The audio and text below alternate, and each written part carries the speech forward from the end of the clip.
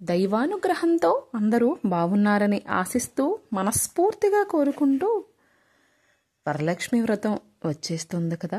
ఇంకా మనకి 2 రోజులే టైం ఉంది. మన స్త్రీమూర్తులందరికీ ఇంకా పని హడావుడి, వ్రతం హడావుడి సరిపోతుంది. పూజా గదిని శుభ్రం చేసుకోవడం, ముందు రోజే మనం ఇంటిని పూజా గదిని శుభ్రం చేసుకుని మామిడి తోరణాలు కట్టుకుని రంగవల్లులతో ఇంటిని అలంకరించుకుంటే ఎంతో నిండుగా ఉంటుంది.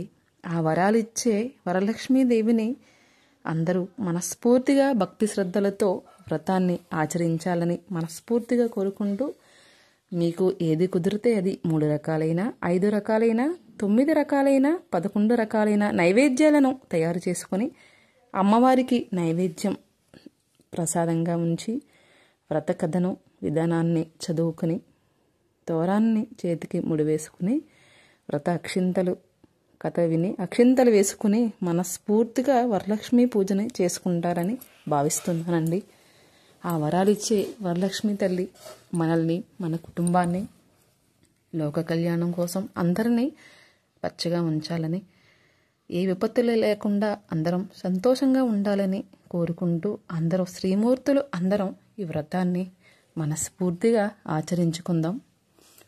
ఈ వరలక్ష్మి వ్రతం రోజు ఈ పూజ చేయడం కుదరని వాళ్ళు ఏ శుక్రవారం అయినా ఈ వ్రతాన్ని ఆచరించుకోవచ్చు.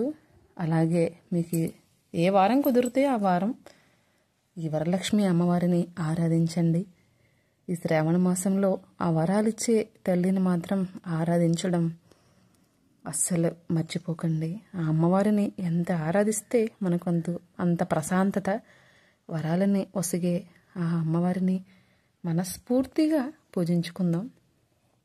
మీరందరూ ఈ వ్రతాన్ని ఆచరిస్తారని మనస్ఫూర్తిగా కోరుకుంటున్నాను. నేను కూడా ఈ వ్రతాన్ని 8వ తారీఖున వచ్చే పౌర్ణమికి ముందుగా వచ్చే శుక్రవారం రోజే ఆచరిస్తున్నానండి. ఈ వరలక్ష్మి వ్రతాన్ని మనస్ఫూర్తిగా చేసుకుని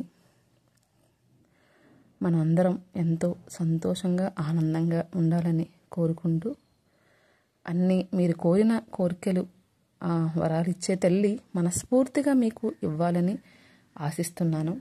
మీ అందరికీ నా వీడియో నచ్చినట్లయితే లైక్ చేయండి, షేర్ చేయండి, కామెంట్ చేయండి, సబ్స్క్రైబ్ చేసి నన్ను ముందుకు తీసుకెళ్తారని మనస్ఫూర్తిగా కోరుకుంటున్నానండి. మీ అందరి ఆశీస్సులు నాకు కలగాలని, మీ దీవెనలు నాకు ఉండాలని మనస్ఫూర్తిగా కోరుకుంటున్నాను. ఆ వరాలిచ్చే వరలక్ష్మి తల్లి మనస్ఫూర్తిగా దీవించాలని కోరుకుంటున్నాను.